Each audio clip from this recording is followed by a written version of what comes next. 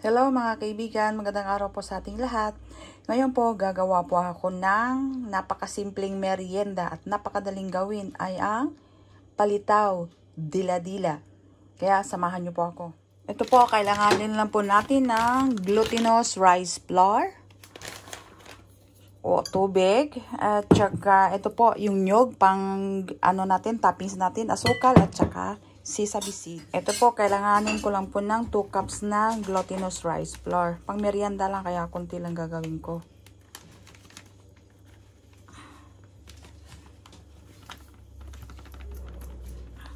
Giniling po ito na malagkit na bigas. Kung wala po kayong ganito, magpagiling po kayo ng malagkit na bigas. Ayan po, 2 cups na po yan. Tsaka 1 cup po na water. Warm lang po, warm water.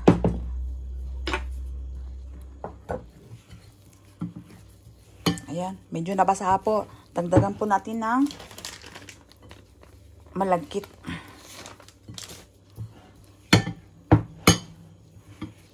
Sana hindi ko na binuhos po lahat ng tubig, dahan-dahan. Pero okay lang kasi marami pa naman ano.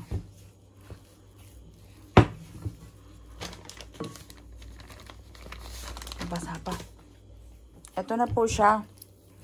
Ngayon po, maglalaga po ako nito ha. Itong kapiraso nito para mas madali po siyang ano. Ito lang. I-ano lang natin. Ipakulo lang natin. Ayan, pakulo lang natin. Ito po, ilagay ko lang po ito dito ha. Ayan po. Palutangin lang natin yan. Ito po, lumutang na. Tanggalin ko na siya. At ihalo ko na doon sa masa na. Ito na po siya, ganito. Ayan, ito na po yun. Imasa na po natin.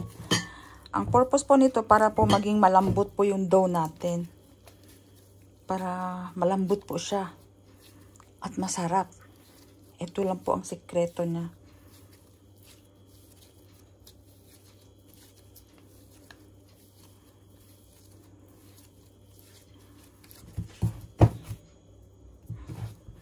Kaya ito na po.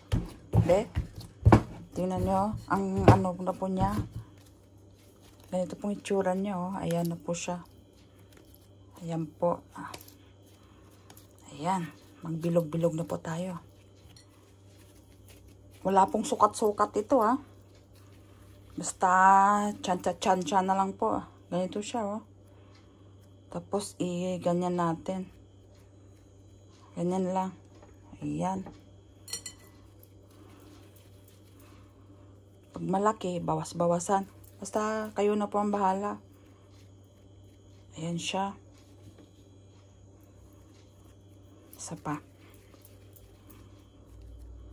Uy. Ayan lang po. Ayan, ito na po. Ipakuluan na po natin ito. Ayan. Kumulo na po yung tubig. Ayan na po yung pinaglagaan ko kanina. Ayan, ilagay na natin. Ito lang po siya. Kadali, napakadaling pang merienda po ito. Napakadali. Tsaka napakasarap nito. Napakasimpleng pang merienda. Ayan, palutangin po natin yan. Kailangan po natin galaw-galawin kasi dumidikit po. Ayan lang, galaw-galawin. Malapit na po yung lulutang. Ayan. Napakasarap nito. Napakasimpleng merienda. Napakadaling gawin. Kaya yan na mga kananay. Malapit na tayong magmerienda.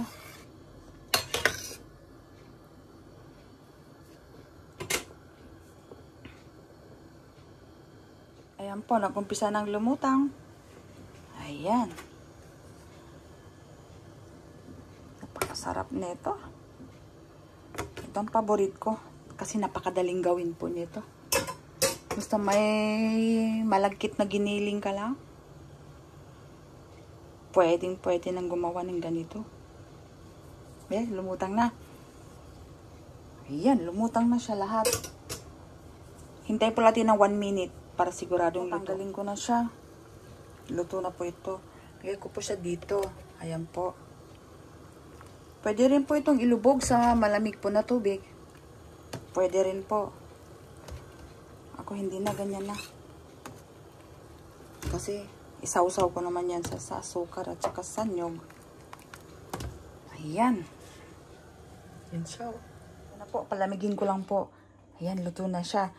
Palamigin ko lang tapos saka ko ilagyan ng toppings. Ito na po, maglagay na po tayo ng nyog. Ito po, naglagay na po ako. Ito lang siya, oh.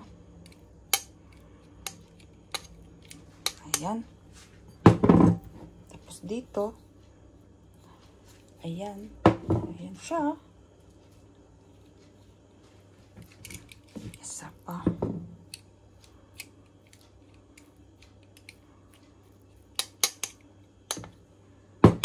Kabayin ko na lang kasi masyadong madami yung ano. Ayan lang siya. Ayan, napakasarap nito.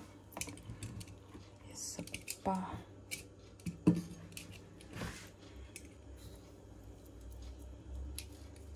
Ayan po. Ayan po siya. Gagawa po ako ng may kamuti. Palitaw na may kamuti. Ito po siya, ha. Palitaw na may kamuti na orange. Lalaga ko po ito. Ito na po siya. I-steam ko na po itong kamote natin. Ang sweet potato. Pero malambot na po. Pwede na. I-off ko na. Smash ko lang po ito ng pinong-pino.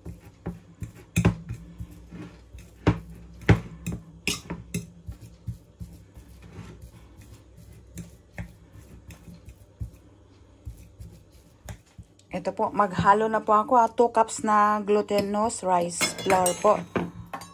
2 cups. Tapos, ito po, kalahating cup lang po tayo, ha. Kalahati lang. Kalahati lang po dito. Sa mashed sweet potato. Kamote. Ayan. Direktamente halo na natin dito. Ganyan lang po siya. Tapos tubig lang po. Konti-konti lang tubig po, ha. Maglagay lang po ako ng asin na konting asin lang po. Ayan. Konting asin lang. Kamayin ko na, ha. Basta pa konti-konti lang yung tubig.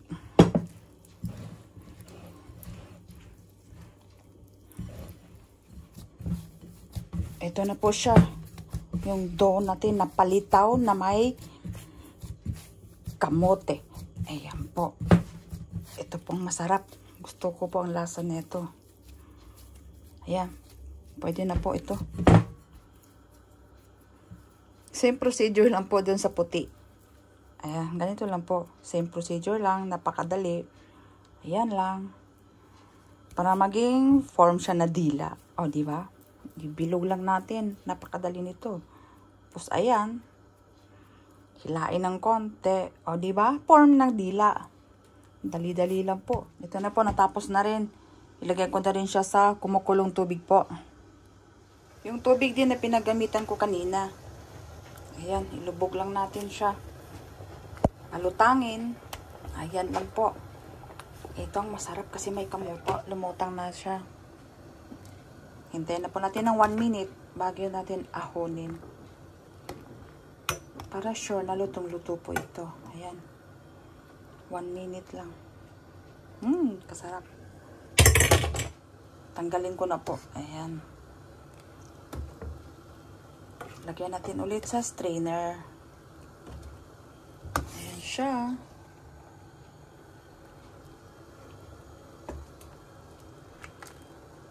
Ayan po, tapusin ko lang ito po. Luto na yung may kamote natin. Palamigin ko lang ng konti. Ito na po siya. Gumamit na po ako ng guantes. Ayan po. Tapos ganyan. Ganyan lang. Maraming sesame. Para mas masarap. Yan lang po. Napakasarap nito. Saka po tayo magtikim.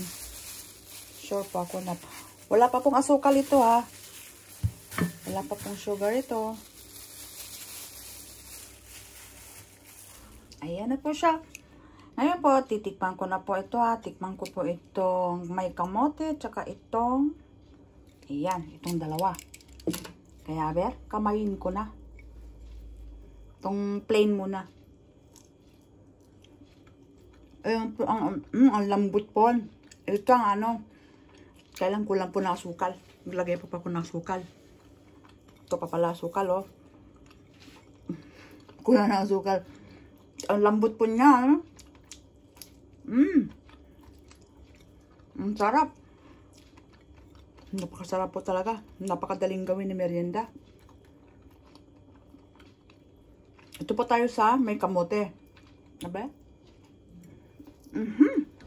Ito ang napakalambot. Kasi may kamote siya. Kaya tingnan nyo. Ang lambot-lambot na. Kasi may kamote. Tingnan nyo. Ayan po. Ang sarap. Kaya marami pong salamat sa panonood nyo po sa video kong ito at sa recipe ko ngayon na palitaw, dila-dila. Kaya maraming salamat po. God bless po sa ating lahat. Enjoy cooking na po tayo. Bye!